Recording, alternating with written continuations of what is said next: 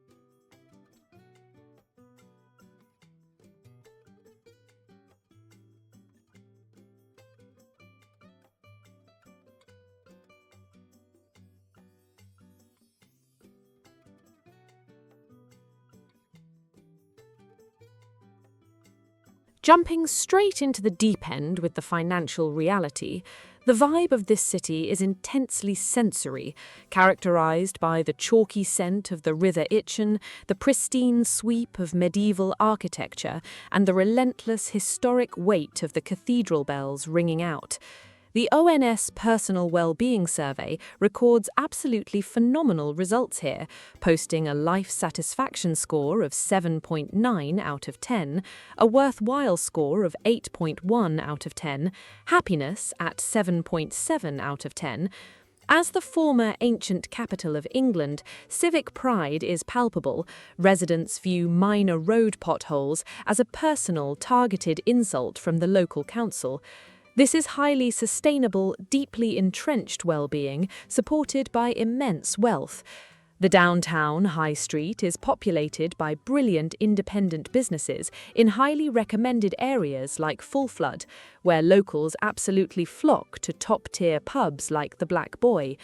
Locals describe the city plainly as a gilded cage where nothing ever breaks, but nobody new can afford the entry fee, with the median home price sitting at an imposing £471,000. The average rental range is similarly punishing, demanding between £1,500 to £1,800 per month, largely for tiny period flats. Social mobility is exceptionally low, and the population is roughly 88% white British. Educational outcomes are practically peerless, with over 85% of schools rated good or outstanding by Ofsted. It's entirely inaccessible to an ordinary earner without massive prior equity, operating instead as a proper sanctuary for the already affluent.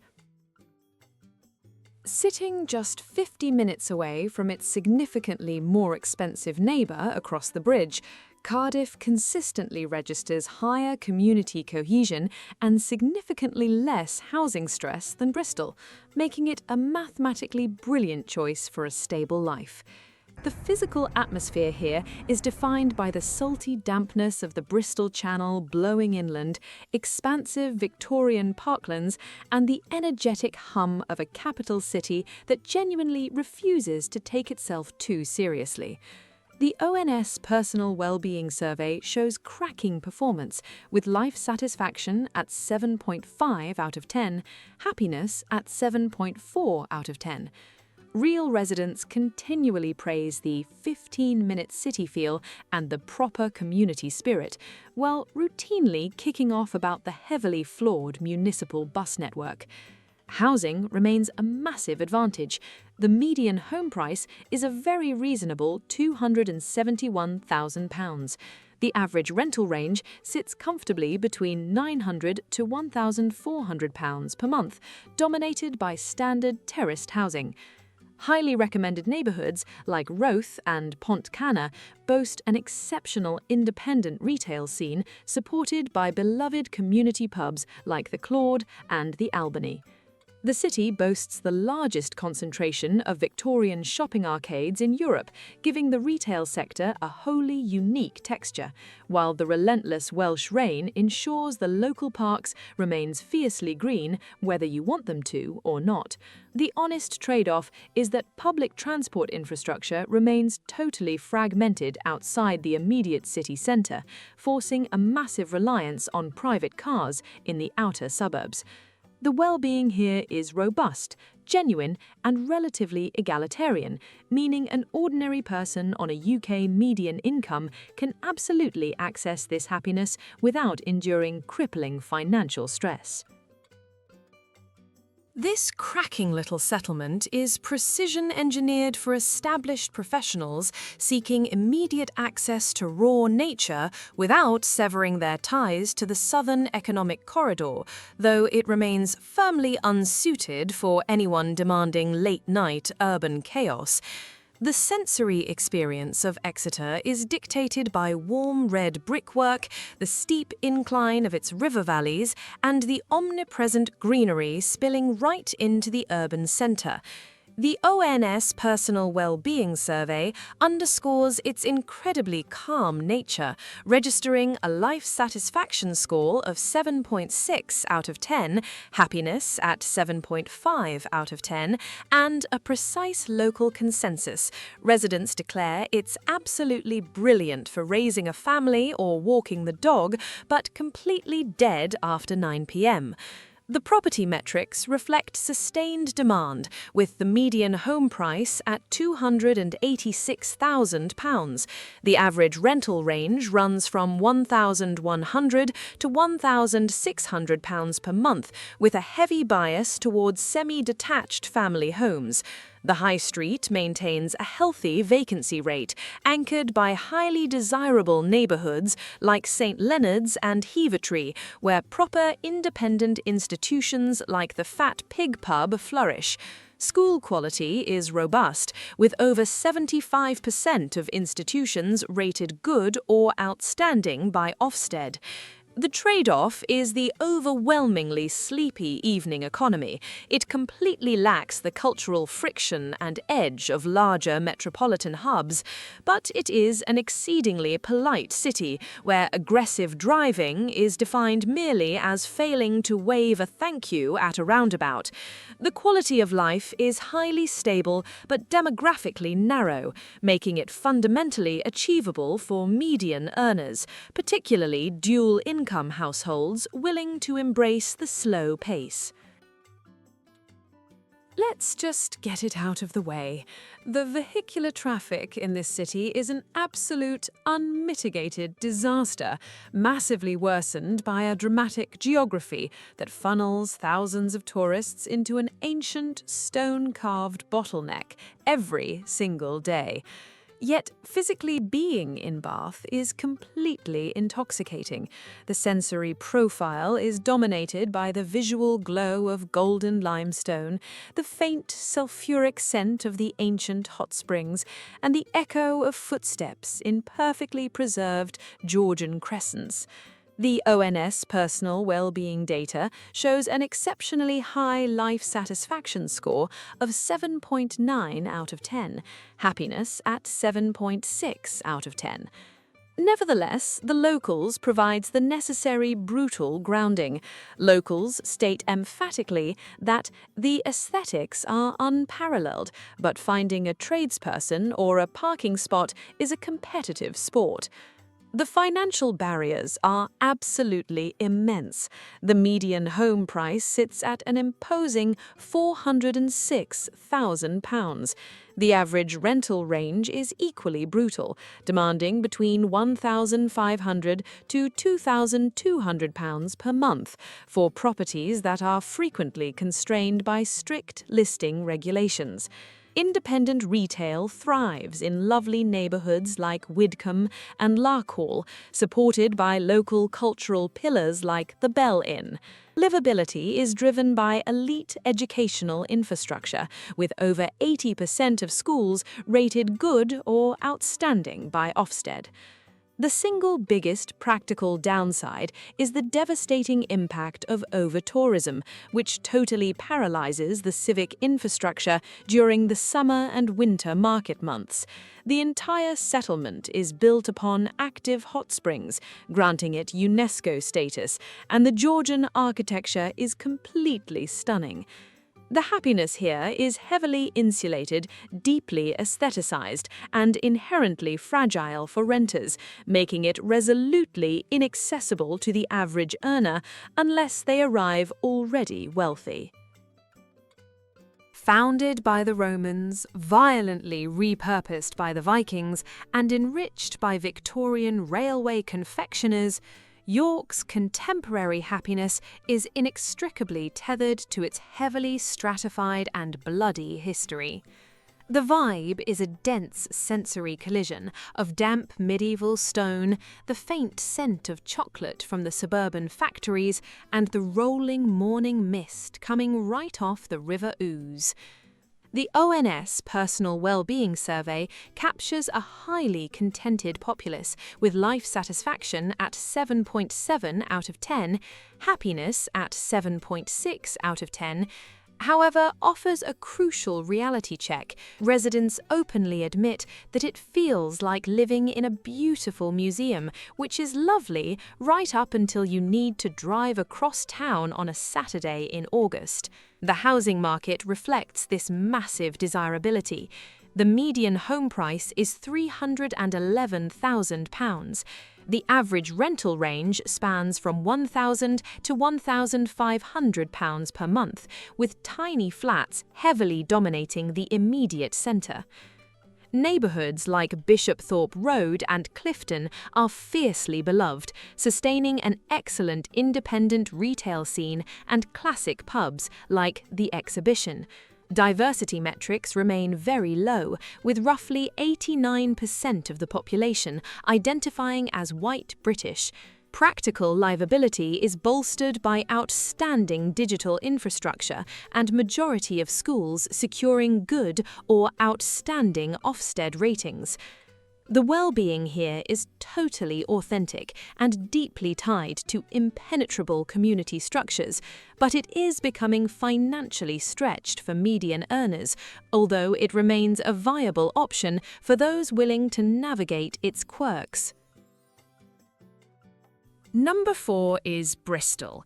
The culture here is fiercely independent and creatively unmatched, yet the absolutely brutal property market is actively hostile to the very artists who originally made it desirable. The feel of the city involves steep, punishing inclines, the visual explosion of constant street art, and the dense maritime smell of the floating harbour. The ONS personal well-being reveals a slightly complex picture. Life satisfaction is solid at 7.5 out of 10. The median home price is a massive £348,000.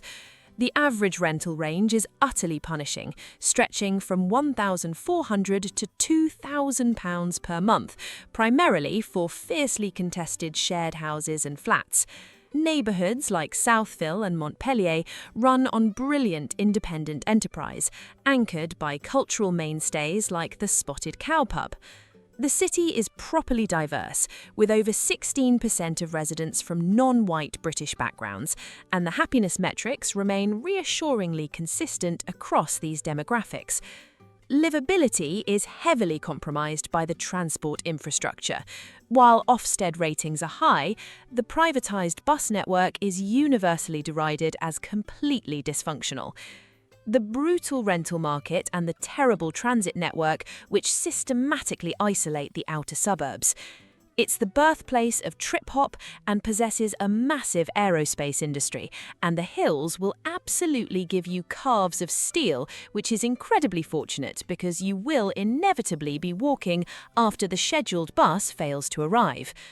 Cultural happiness is electric and diverse, serving a broad demographic spectrum, but an ordinary earner will face intense, exhausting competition for basic housing security, making this happiness deeply precarious. Before you even start banging on about the dreaming spires or the academic prestige, one must immediately confront the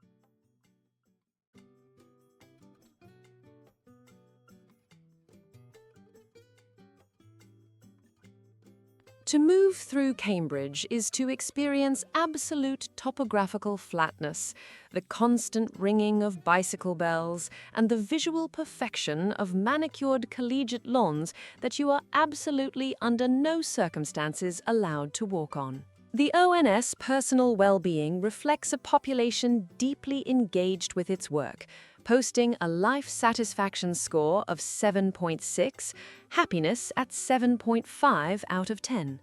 However, the residents provide a sharp, localized critique. Residents note that it is incredibly safe and beautiful, but bicycle theft is practically a legalized, council-endorsed local sport. The economic barrier to entry is absolutely colossal. The median home price is a whopping £472,000. The average rental range is similarly aggressive, spanning from £1,400 to £2,100 per month, heavily dominated by the transient academic and tech sectors. Diversity is excellent, driven by international recruitment in the life sciences sector, though social mobility for locally born working-class residents remains stubbornly low. Livability is underpinned by phenomenal digital infrastructure and predictably stellar Ofsted reports. Independent commerce absolutely thrives on Mill Road and in Chesterton, but the complete lack of geographical drama and the aggressively expensive property market pushes essential workers out into distant satellite villages. The phenomenal life sciences sector in Silicon Fen underpins the entire local economy, and the infrastructure is thoroughly sorted, but it is fundamentally gated by income, locking out the average worker from ever establishing long-term roots. Right, taking the absolute top spot is Edinburgh. And honestly, the physical sensory impact of this Scottish capital is totally unmatched, defined by imposing volcanic rock, the sharp whip of the North Sea wind, and the comforting scent of malt from the local breweries. According to the ONS Personal Wellbeing, it absolutely smashes it, with a life satisfaction score of 7.7 and happiness at 7.6 out of 10. Over on the ground, the locals are brutally honest, summing it up by saying it is unequivocally the most beautiful city on earth for 11 months of the year and an absolute unnavigable circus in August, thanks to the Fringe Festival. When it comes to housing, it's the priciest market in Scotland, the median house price of £290,000, while the average rental range is sitting between £1,200 to £1,800 per month, heavily squeezed by holiday lets. If you're looking for the best spots, neighbourhoods like Stockbridge and Bruntsfield offer an impeccable standard of living, especially if you fancy a pint at historic local institutions like the Bailey Bar. The health infrastructure is a massive perk, the digital connectivity is totally sorted, and the schools have absolutely cracking HMIE inspection results, making it proper brilliant for families. The whole place is literally built on an extinct volcano, so your calves will get a massive workout, but the aesthetic is visually stunning, even when the horizontal rain is actively attempting to remove your face on the walk to work. Ultimately, this is a robust, culturally supreme form of well-being that balances immense heritage with highly functional modern infrastructure, meaning an ordinary earner on a median income can genuinely achieve an exceptional quality of life here. So, happiness in a British city clearly isn't a one-size-fits-all scenario. It comes in entirely different shapes, depending on what exactly you were trying to build, and, most crucially, what you can actually afford to pay for it. Some of the cities we have looked at today deliver a genuine, grounded happiness that is highly accessible across different income levels. Keep an eye out for our counterpart video, the cities with the absolute best value for money for happiness per pound spent, because that is the natural next step. Until then, don't believe the estate agent hype and take care of yourselves.